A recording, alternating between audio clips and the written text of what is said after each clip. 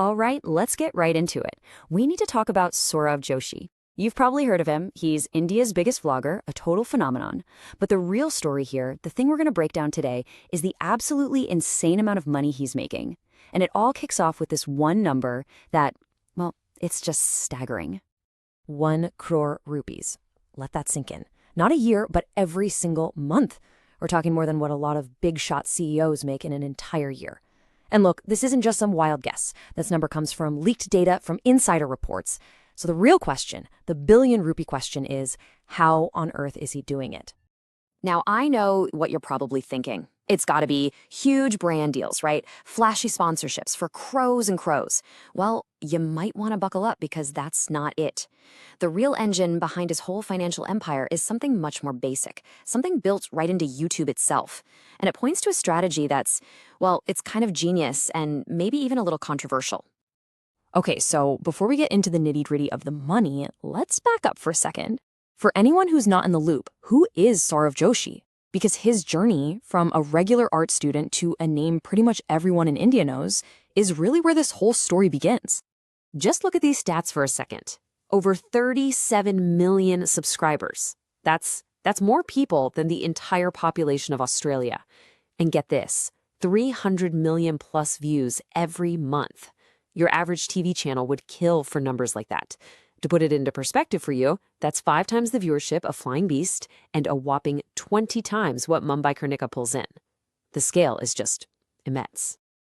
And his rise was just meteoric. I mean, he started out with an art channel way back in 2015, which is cool, but the real game changer, that was 2020. During the lockdown, he decided to do something absolutely wild, post one vlog every single day for a whole year. And that incredible, relentless consistency, that's what took him from being just another YouTuber to becoming a daily habit for millions of people. Okay, so we've got the massive audience, we've got the backstory, but how does that turn into 1 crore a month? Let's follow the money. Let's really decode his income streams. Because, like I said, where most of the cash is coming from is probably going to surprise you. And here we go. This is it. This is the big secret. A mind-blowing 85% of his income comes straight from YouTube AdSense. Yep, just the regular ads that play before and during his videos. Those brand deals and sponsorships that we all assume are the holy grail for creators, they're just a tiny slice of the pie for him, only about 15%. So how do we even know this, right? Well, it's a great story. He actually showed us himself, by accident. In one of his vlogs, for just a split second, he flashed his YouTube dashboard on screen. He deleted it super fast, but you know how it is. The internet is forever.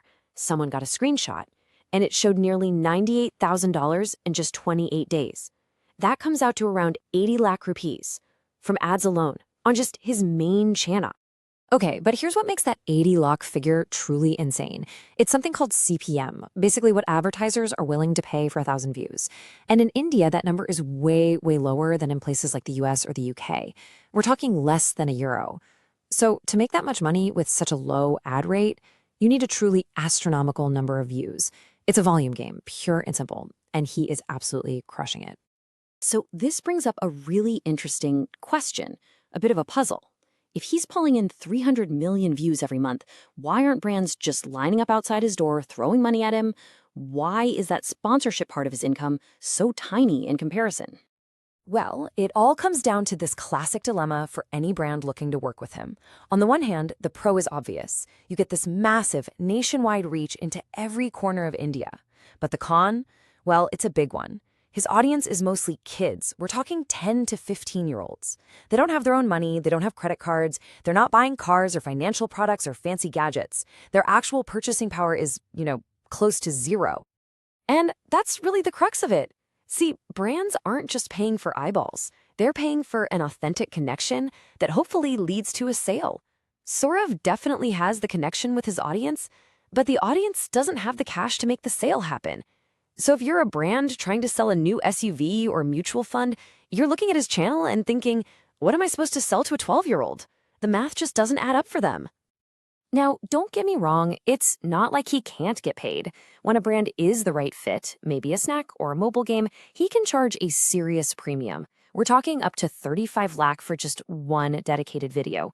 But that just goes to show how much money he's actively choosing to leave on the table. He's made a conscious decision to build a business that's perfect for AdSense, even if it's not always perfect for big brands. And, chasing brand deals has its own set of risks. For instance, according to reports, he was recently brought in for questioning related to a promotion he did for an app called Highbox. It turns out this app was allegedly part of a huge 1,000 crore scam. Now, his father has said Sourav will cooperate completely with the investigation, but it just goes to show you sponsorships can get really complicated and carry some serious reputational dangers. Okay, so if the whole strategy hinges on AdSense and not big brand money, how in the world does he keep that fire hose of views coming day in and day out? The answer is what you could call his non-problematic content machine. His playbook is actually super simple, but it is brutally effective. First up, unrelenting consistency. A new vlog every single day, no exceptions. It builds a habit. Second, it's incredibly relatable.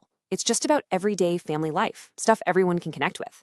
Third, he really engages with his audience, replying to comments, celebrating milestones with them. And finally, and this might be the most important piece of the puzzle, his content is completely 100% family-friendly. It's squeaky clean. It's the kind of content parents feel totally safe, even happy, letting their kids watch. So, that's the how for today. But what about tomorrow? What's the long-term game plan? Because let's be real, a daily vlogging format can't last forever. So let's take a look at how he's trying to build an empire that outlasts any single trend. So what have we learned from his model? I think there are a few huge takeaways. First, an AdSense-first strategy is absolutely viable, but only at an extreme scale. Second, even a young audience with no money has immense value in building a loyal, habit-forming brand. And third, you have to plan for the future. You need a strategy that goes beyond whatever's hot right now, and he seems to get that. A huge part of that future-proofing is passive income. Just think about it for a second. He has a back catalog of over 1,000 videos. Every single one of those is an asset, a little money-making machine that will keep generating AdSense revenue for years to come, even if you were to stop uploading tomorrow.